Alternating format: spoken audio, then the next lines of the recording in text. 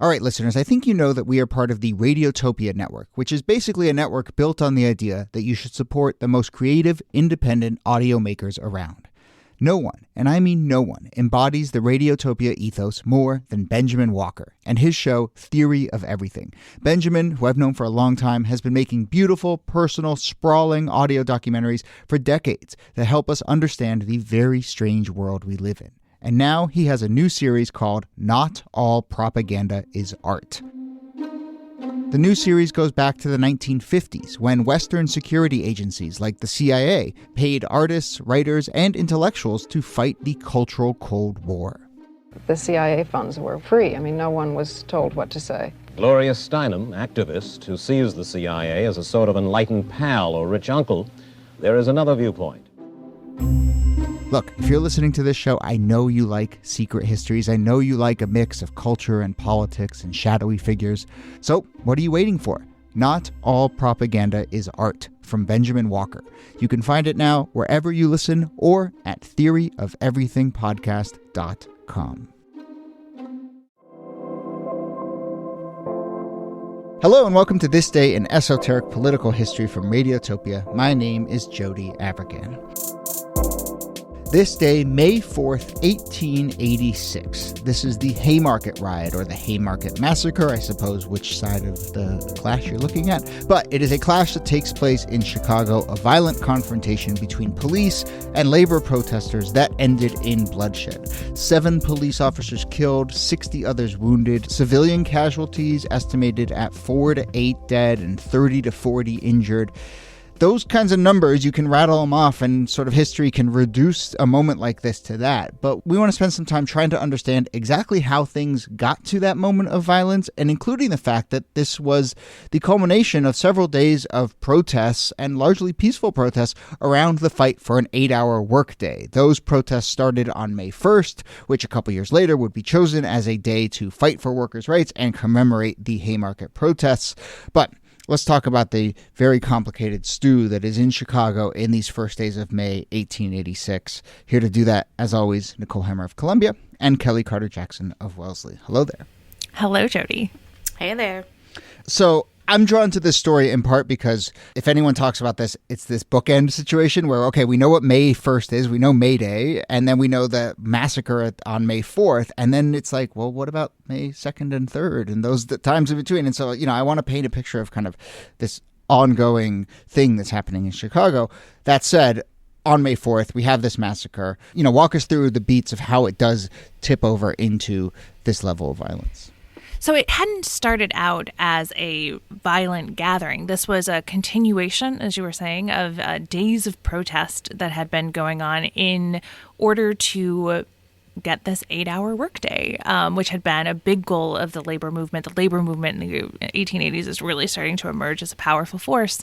And so you have tens of thousands of people gathered in Haymarket Square in order to advocate for an 8-hour workday. And it was a peaceful protest. The mayor comes by, he notes that this was a peaceful gathering, and then the police show up.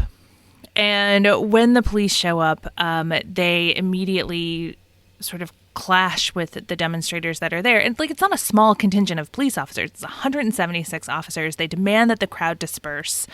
And at some point, as the scrapping begins, somebody throws a bomb, and the bomb goes off. The police respond with gunfire, and once all of the dust is cleared, 7 police officers are killed, 60 are wounded, and several civilians are killed, and another 30 to 40 of them are injured. So it's a pretty deadly and bloody affair at the end of the evening. Yeah. And it almost feels unnecessary for so many different reasons, because what these workers are asking for, essentially the Illinois legislature passed a law that said, okay, we'll give you an 8-hour workday, but they created it in such a way that there were loopholes that employers didn't really have to enforce this 8-hour workday if they didn't. So most people were working 12, 14-hour shifts. And these are dangerous jobs. These are labor-intensive jobs. There is no such thing as like workers' comp or these protective laws put in place to help people if they get harmed in the workforce. When you're working that long, you're also susceptible to fatigue and then making mistakes that can also lead to dangerous outcomes. And so what people are asking for is essentially safety. We want to be able to work within a time frame that won't put us in danger for working too long or working too hard or working in under these conditions. And so what happens, I think, is not just unfortunate because they're struggling to get these demands met, but on top of that, you have them protesting peacefully, and the police really come and exacerbate and really compel a lot of the violence that takes place. There's backlash on both sides. Yeah, and let's circle back to the sort of escalation and the escalation forces, of which the police are certainly part of it. But to linger on your point about, this being a mass movement and a mass fight and really a moment of just kind of saying, live up to the word of the laws that have been passed, But what we're talking about here is, there are tons of sort of meetings and smaller protests in late April heading into the first days of May. There are, at least 19 times workers meet and parade through the streets. And then on May 1st, which is designated as this day of action, it wasn't called May Day at that point, but 35,000 workers do walk off their jobs and have a largely peaceful mass protest. And then, and we see this time and time again, it's those little splinter events, the stuff that happens at night, right? Like you read accounts of this, everything's at 9 o'clock, 10 o'clock, 11 o'clock at night, and just like people are tired and dehydrated. I know that sounds silly to point out, but like that's often just like, a big part of this. And so by the time you get to May 3rd, there's an incident at the McCormick plant late at night where you do have some of the more kind of aggressive radical elements, often painted as anarchists. We could talk a little bit about the kind of way that gets painted in the aftermath of this event, but they're pushing the envelope. And there is a little skirmish of violence on May 3rd, late at night.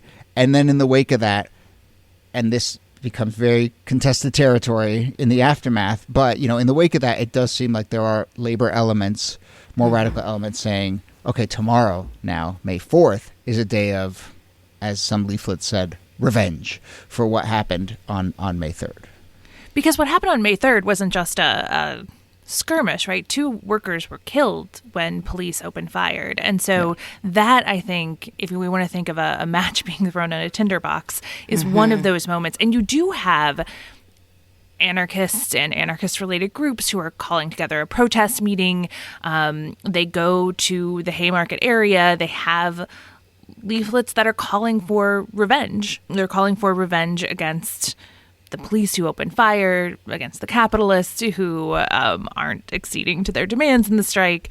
They're calling for a kind of workers' unity. Like, revenge doesn't necessarily mean shooting the police, but it does mean organizing, defending yourselves. And so it's actually kind of remarkable that this gathering on May 4th started out so peacefully, given the events of the day before. One little tidbit from that aftermath of May 3rd heading into May 4th. This is, I suppose, where we should introduce a character by the name of August Spies, who is edits an anarchist newspaper, and he, after the McCormick incident on the night of the 3rd, rushed to put out a leaflet that said "working men to arms," and then a typesetter apparently added the word, all caps, revenge after that. Now, I don't know if to arms or revenge are more incendiary, or if either of them are particularly incendiary given the context we're describing here, but it is an interesting little wrinkle here that word revenge, which became such a touchstone in the aftermath, was added last second by a typesetter before it went to print, and then those flyers go out, and it just contributes to ramping up this moment. There's also sort of an ethnic aspect of this, in which that a lot of the strikers are immigrants whose first language is not English. A lot of them are German immigrants, and there's a lot of hostility towards immigrants. And so I think that othering, and we've seen this in so many other instances, massacres, rebellions that have taken place, in which the hammer comes down the hardest on the people who in society are most despised or most disliked or not wanted around. And so a part of that violent narrative also gets exacerbated by the fact that these are immigrants who are striking. Yeah. If I could just add one little thing on that too. I mean, I think people know that I did a lot of my undergraduate work on like the IWW and looking particularly at how they used music to spread the word about their efforts. But so much of that is because when you're trying to talk to immigrants who don't speak English or moreover come from backgrounds where you're trying to send a simple message to people who have, possibly 20 different backgrounds and languages in a hall or reading a flyer, you're going to have to use as few words as possible, or songs, which is the genius of the IWW. They said, let's put this in a song that's memorable and has simple language. And so, again, that's where I think a flyer that quotes the Communist Manifesto or goes on and, about theory or whatever is not going to work. But a simple word like revenge or to slogan. Arms or a slogan. Those are marching orders. And obviously that stuff is galvanizing, but it's also practical when you are trying to, as you described, reach these kinds of communities and cross these language and background barriers. Yeah, and songs also contribute to a sense of solidarity because you're all combining together. Yeah. And the anti-immigrant sentiment is a huge part of what happens next. I mean, often when we talk about anarchists, and I know we've talked about them a lot on this show, it often is coded as immigrant, right? That this is a foreigner, that this is somebody from the outside who's bringing in their dangerous ideology and they're spreading it across the U.S. They're spreading this violence.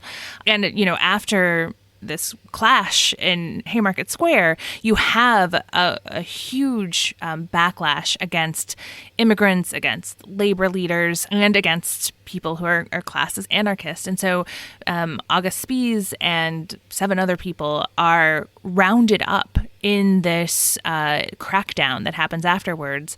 And they're put on trial. They're convicted of murder, even though some of them aren't even in the area at the time. Yeah. They're not accused of being the person who threw the bomb. They're being accused of being the person who inspired the person who threw the bomb.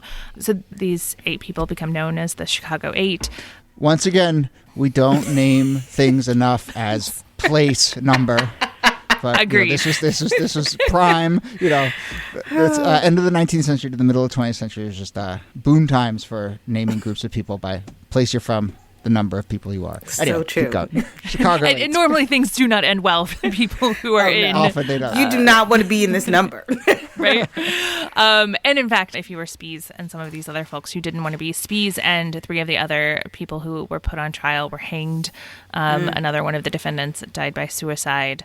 So there is this quick crackdown. Elsewise is shutting down printing presses and disbanding meetings. There's this very authoritarian crackdown where all of these rights to assemble and all of these rights to a free press, those go away almost immediately. Yeah. It takes a long time to bring about the change that these organizers wanted. I think you would think that you would, have something like this, massive tens of thousands of people show up, people die, and you think the result should be change. The result should be, okay, give the people what they want. And we don't get an 8-hour workday till almost 50 years later. Till you get the Great Depression really is what compels a lot of this. It's not until the Fair Labor Standards Act of 1838. So, that's exactly 50 years later. I just realized. Yeah. But it's not until 50 years later that you get these changes.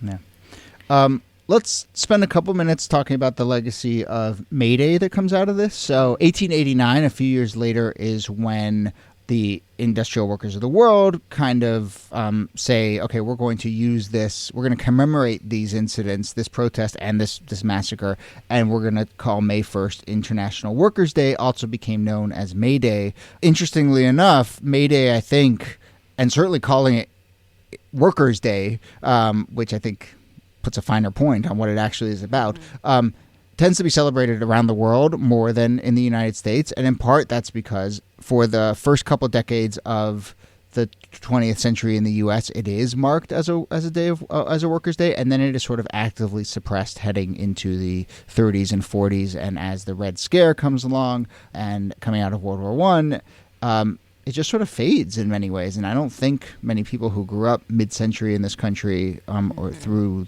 our generation really knew Maybe they knew May Day. I don't think they really knew this is a day about, workers' rights. And even more so, this is a day that commemorates a real kind of moment of a brutal fight in the history of workers' rights.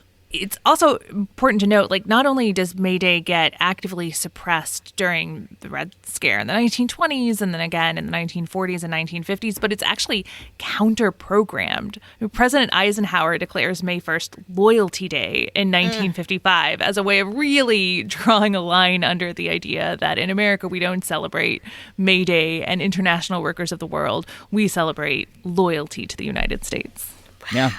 There's not, the historical markers that we usually put in place to mark places of violence or certain people that have died and things of that nature. That gets really contested trying to memorialize things like Haymarket as well.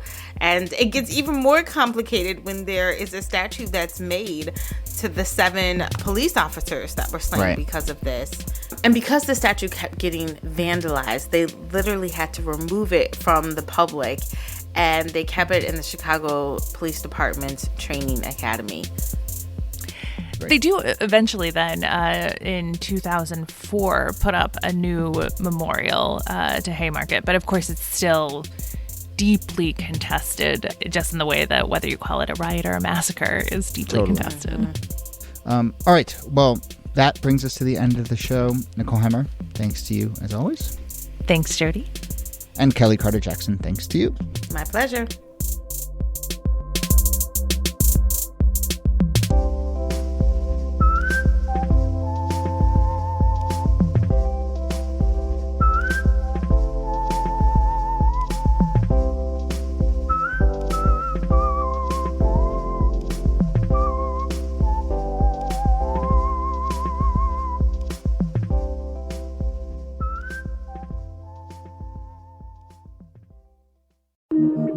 Radiotopia.